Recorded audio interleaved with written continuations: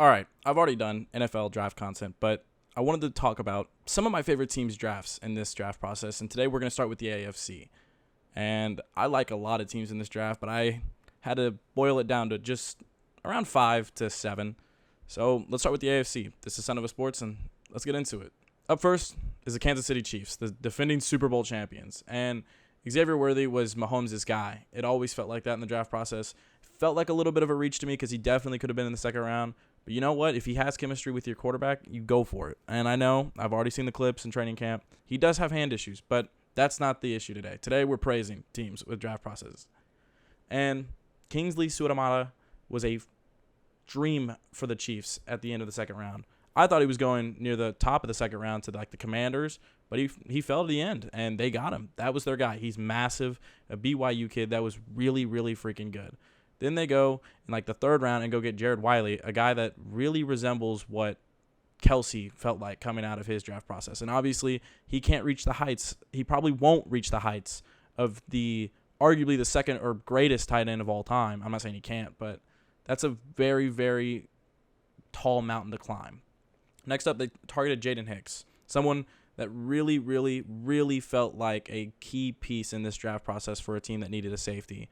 And down the line, they're going to start looking at safeties. These four were hits in the first 4 rounds, in my opinion. I really, really like this from them. And there's a reason why they are the back-to-back Super Bowl champions. Next up, the Steelers, a team that has actually struggled in the draft process the past few years. I mean, they just got rid of their quarterback they drafted 2 years ago.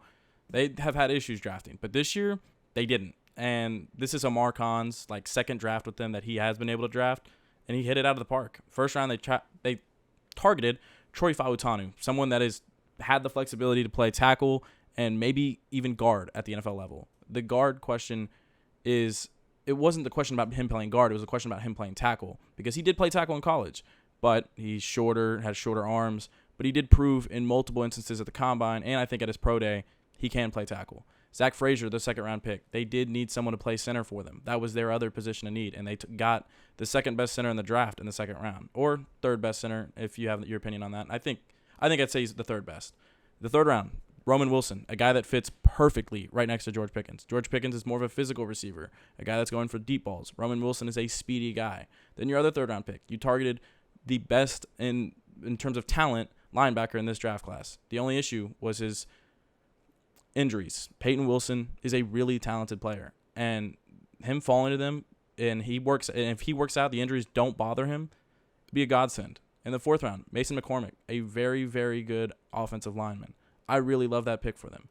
They nailed it out of the park this draft, and I couldn't be happier for Steelers fans. Let's stay in the AFC North and look at the Cincinnati Bengals, who I really like their draft. There is a video I'm working on where I do criticize their second, third round pick, but everything else I really liked. Amarius Mims, yes, he is a little bit of a project because of how little he played, but he's massive. He's literally built like Superman.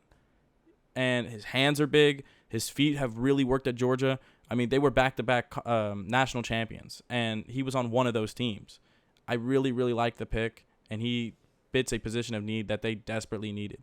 They targeted 2 massive offensive tackles in free agency and went to go get Amarius Mims in the draft to develop right behind them.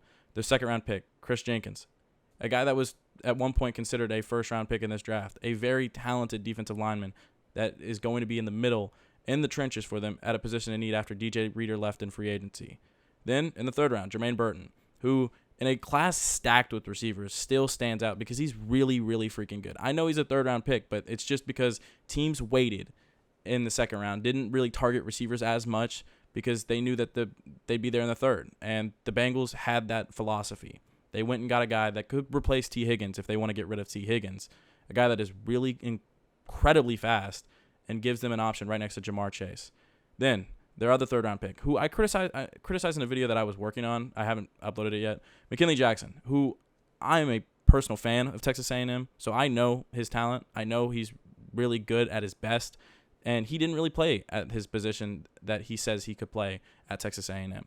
So I wonder what he could be at the NFL level. I just don't know if the production matches a third-round pick. In the fourth round, Eric All. I mean, always target Iowa tight ends. That is a known thing. I really, really like that pick. He was really good, especially in protection in college. Then their fifth-round pick, this is the last one I'm going to touch up on, Josh Newton. Josh Newton at one point was considered a first-round pick, then a second-round pick, then just was forgotten in the process. There is a lot of upside there. And I know TCU struggled a lot last year, but he was not one of the main reasons why they struggled. He's really good, really talented. My favorite thing, too, is just they went after every position in need they've had the last few years, something that they've sort of avoided doing and just adding onto their strengths. And that's not a major criticism, but I really like that this draft, they changed their philosophy. They looked at themselves in the mirror after a year where they struggled with injuries, a year where they struggled with Joe Burrow getting hurt, and them having such a slow start and saying, let's change this up. After a disastrous year for the Patriots, a disastrous 2 years, really, they looked at themselves and said, let's hit a reset here. And Belichick is gone. Yeah, that is hard to say. And it is a new era for them. It is a new time. And this new staff, this new organization looked at themselves and thought, let's go get the second best quarterback in this draft class, Drake May, a guy that was basically 1B to Caleb Williams 1A. In the second round, they got Jalen Polk. And at the time, I didn't really understand or agree with it because he is a slower receiver, and they desperately do not need slower receivers. But then they went in the third round. Caden Wallace was a really, really good pick. He's a really, really good offensive lineman. Layden Robinson, that one's a little questioning for me because also Texas A&M guy who has had penalty issues, holding issues, struggles since maybe his freshman year at A&M. At one point, though, he was considered a first-round pick, a guy with the talent to be that. So if you can harness his upside, the sky's the limit for him. And then Javon Baker was a huge pickup for me personally. Looking at that pick, I loved it because you're adding a really, really fast guy, one of the fastest guys in all of college football last year, right next to Jalen Polk. So now you don't really have to worry about Jalen Polk being slow. You have Javon Baker being fast. And a locker room that had no receivers that were fast whatsoever. That team was built with guys that were just slow, physical, big-bodied receivers. And that's why it really didn't work last year. And then the Joe Milton pick, I mean, there's nothing to really say. I know people are hyping it up, but it's not much. He's just a backup quarterback.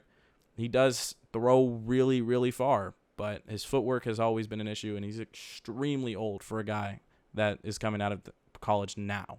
Okay, the Chargers. I know a lot of people's issues with number 5 was, okay, why are they taking a tackle and not a receiver? This team desperately needs a receiver after getting rid of Keenan Allen and Mike Williams, and Quentin Johnson not really working out in his rookie year. But it's fine. That happens. So what do? You target your biggest need outside of that. Joe Alt, tackle, who is really freaking good, generationally good at this spot, and honestly, that's the hardball philosophy. I don't always understand it. I don't always agree with it. I don't love the Greg Roman hire, but this team desperately did need O-linemen as well.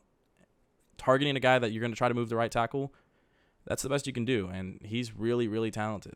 Then Ladd McConkey at second round. I really liked it because he is fast. He's going to give you a guy that can get open in space, maybe that slot spot, and I really did like a pairing right next to him and Burrow.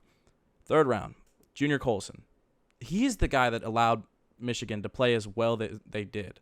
He was a captain on their defense, a guy that was really, really, really good in coverage and blitzes and rushing all around. A guy that Harbaugh said, if I get him, I'm going to have a good defense. Then in the fourth round, targeting Justin Amagbe. Very, very good tackle at Bama. Just a guy that you're going to have for depth and can develop too. Like someone that can have high upside eventually. Then in the later rounds, going after Cam Hart, Brendan Rice, Cornelius Johnson. Guys that have high upside, just didn't really put it all together in college, which is fine. You're there to develop them, and Harbaugh is a master at that. Okay, now we're getting into the last couple drafts. I mean, if I forget anyone, just let me know in the comments below. Just drop it down, and I'll probably message or talk about it in a later video. So, yeah, let's look at the Ravens.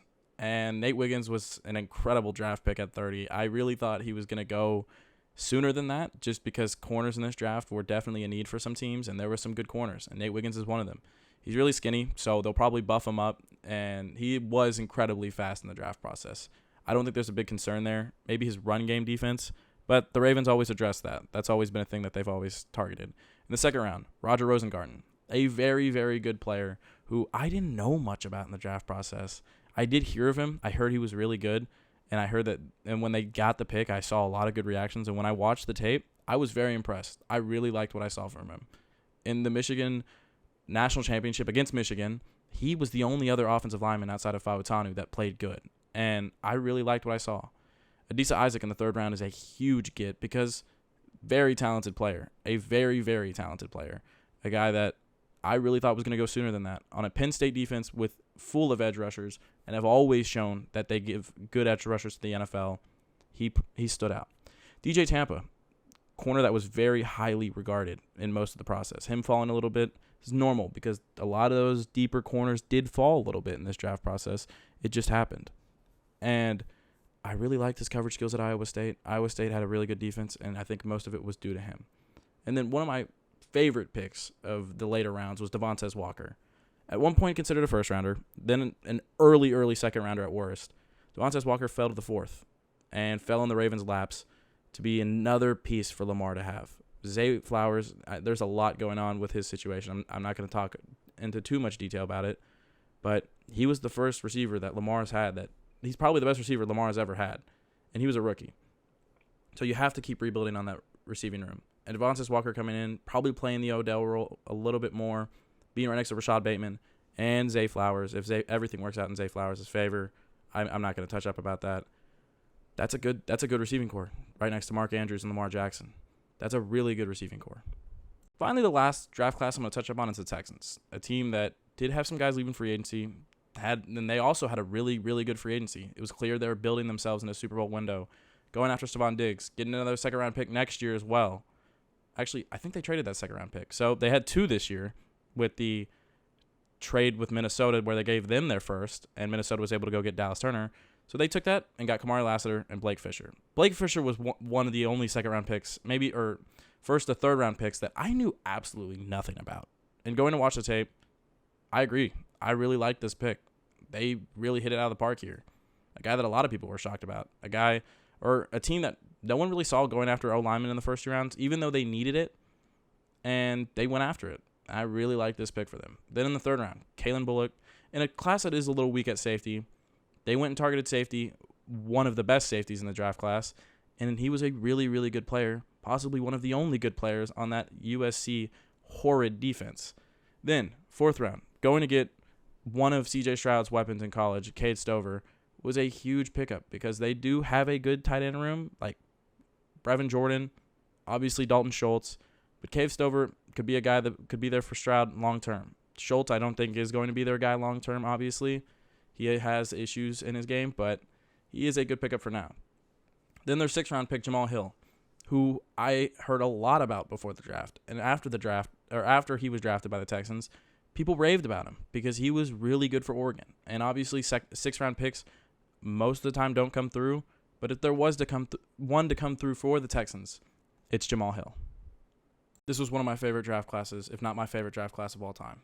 That's the AFC. I'm going to talk about the NFC very soon. And if y'all have any other teams, let me know down below. Go check out my TikTok because I talk about a lot of these teams, drafts, and off seasons on there. This is Son of a Sports, and I'll catch y'all next time.